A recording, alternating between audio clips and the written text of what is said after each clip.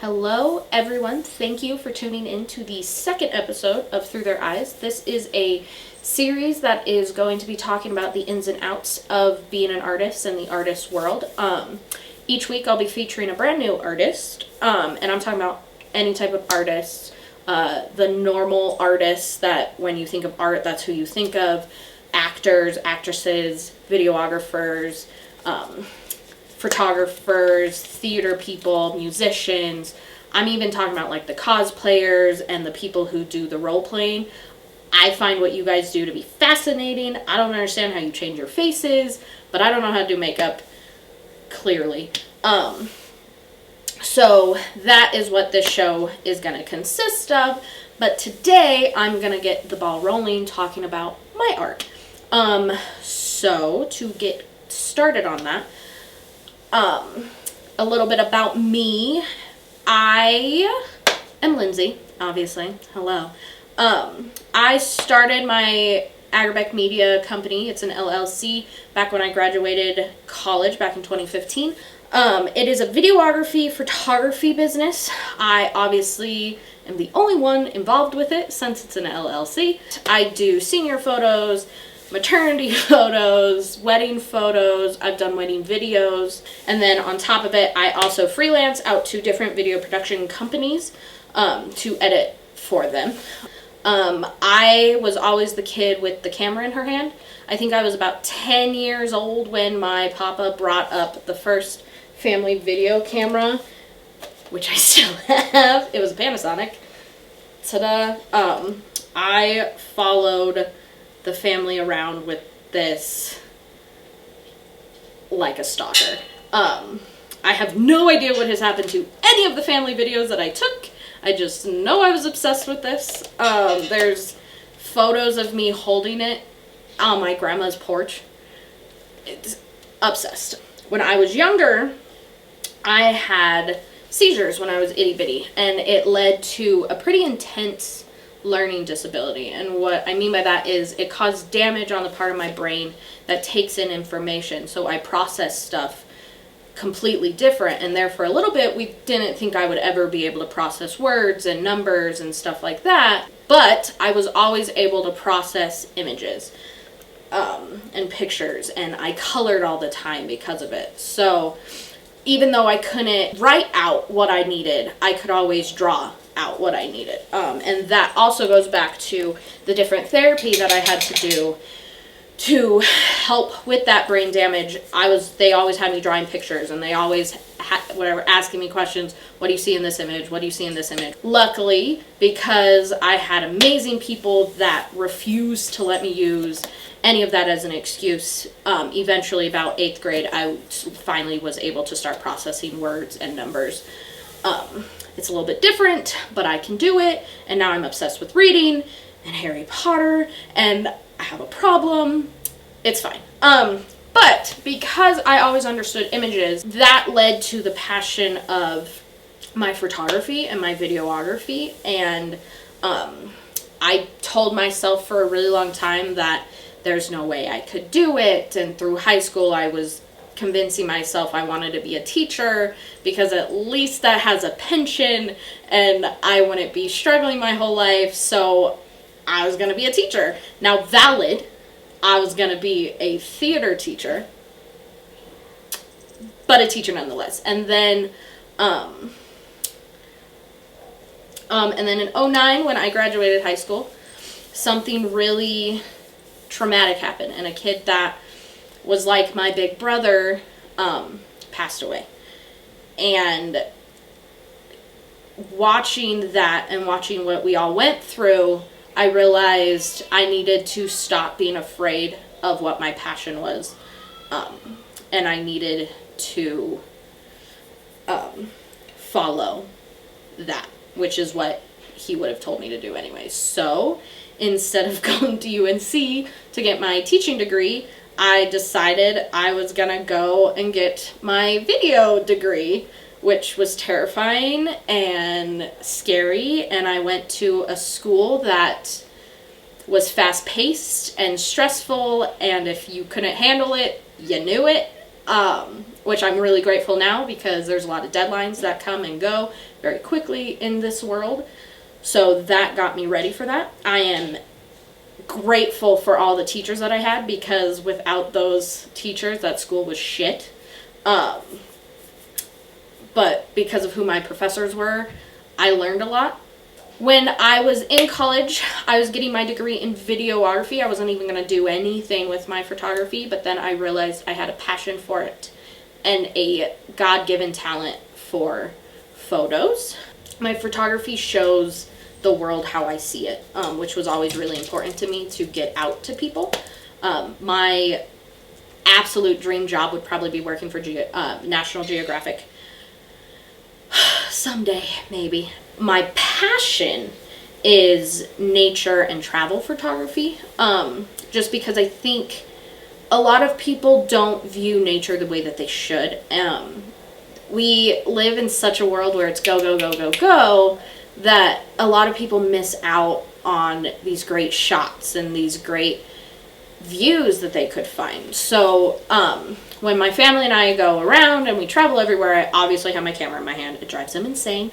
But hey fam, thanks. So yes, that is what I do. I lived in New York for 3 years, and because of that, I have some of these amazing shots that you normally wouldn't get in New York, because when you think of New York, you think of like grungy and gross.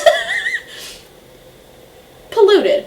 But there were just some days where the sky was just this vivid blue, or when the sunset was going down, the skies were just this beautiful pink and these beautiful blue. And because I saturate the crap out of the colors in my images, you really get to see them, and it shows New York in a different light. Obviously, being from Colorado, nature's in our soul. So I think that's one of the reasons why I love nature so much, because that's how we grow up in Colorado. We grow up knowing we're going up to the mountains for camping. We're going to go on a hike, and that's just our day-to-day. But because I lived in New York, I realized that's not how everyone is, and people really need help viewing the world that way. It's so important to me to get those colors out and to show people how colorful and beautiful the world really, really is. Now, that is not to say I will not black and white a photo. I think it's really important to always appreciate the classics when it comes to your art. And so with photos, it's really important to be able to show your story still through that black and white, because that is how photography was originally shown. The reason I chose to stay with my art is that you can't, when you're an artist, you can't really explain how you're feeling without your art. And I didn't want to be in a world where I couldn't explain myself again. I had that when I was a kid. I couldn't properly explain myself because of my learning disability, because of my speech impediment. By the way, I was adorable. Couldn't say my R's or L's.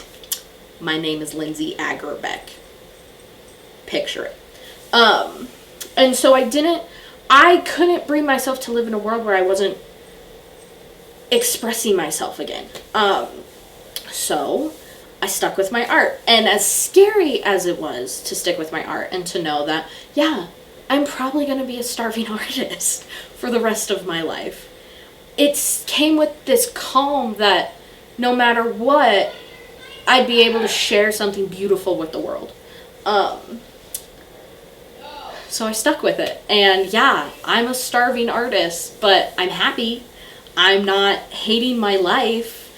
I stress about bills, but who doesn't? So I stuck with my art. And I'm so internally grateful that I stuck with my art, and that I have the family and the friends who support me no matter what.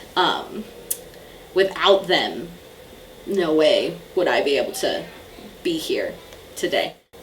Okay, this one's hard. And this is one of the reasons why I wanted to start this. So the different misconceptions that I deal with a lot, and some of them have come from people who care about me, who just don't understand what being an artist really means to an artist. Like, when you're an artist, your art is your soul. It's just your soul living on the outside of your body. And people who aren't artists, they don't get that. They don't understand that that is what we are doing with our art. So some of the misconceptions that I deal with. The one that frustrates me the most is when people ask me what I do for a living. And I tell them I'm a video editor and a photographer. They look at me weird, and then they go, yeah, but what do you do for your, like, day-to-day job? I edit video. Like, and it bothers me.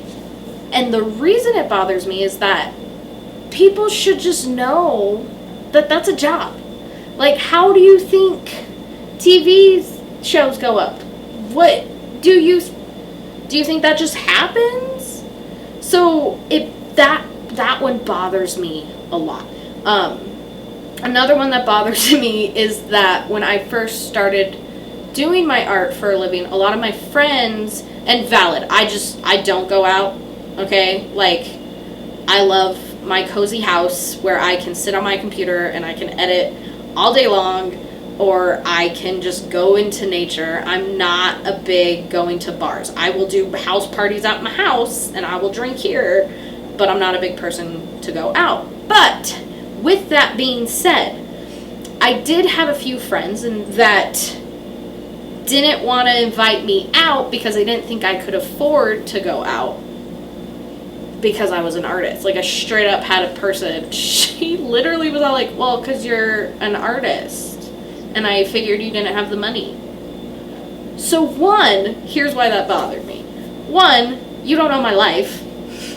Two, you essentially just told me that my art isn't good enough to get paid. Yeah. So that bothered me. I think I have a right to be bothered by that. It's okay. Don't ever say that to your artist friends. So yeah, I deal with a lot of people not thinking I can make it in the world, and I get it. Like, not everyone's dreams come true, but I don't need to be famous. I just need to be able to show my soul in my art. I think a lot of people have a hard time understanding why artists would put themselves through this. Why are you allowing yourself to be a poor artist? I would much rather not have money to do anything than be sitting in an office every day, miserable, doing what I'm doing just so I have money. That just seems like the worst possible thing that I could do. And I can't bring myself to do that. I don't know who I would be without being an artist. I don't know how I would show who I am without my photography. I mean, for those of you who know me, and some of you don't, you'll learn. Color is my whole world. And so what I do to get that across in my photos is, yeah, I saturate stuff. But it comes off so pretty and so bright that I'm able to express myself. Being an artist is who I am completely. When you think about me, my art has to be a part of that. And if it's not, then I'm failing. For me, being an artist is everything. So, yes, this was a whole jumble of words that I threw together because I think I do better on my feet. Probably don't, but here we are. Hopefully, my next episode is next Thursday. That's the goal, is every Thursday. If not, go over to my Instagram and there will be a brand new photo every Thursday also. Link also is below. But if you have any questions, send them to me and I will answer them for you in another video if you would like. Also, subscribe down below, like my Facebook, my Instagram. Go follow me on Snapchat because I put the most ridiculous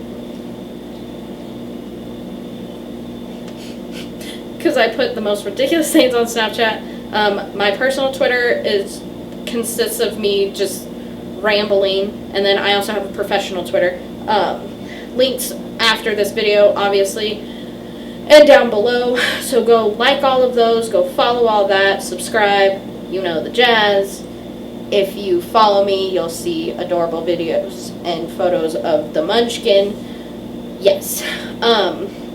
So I will see you all later.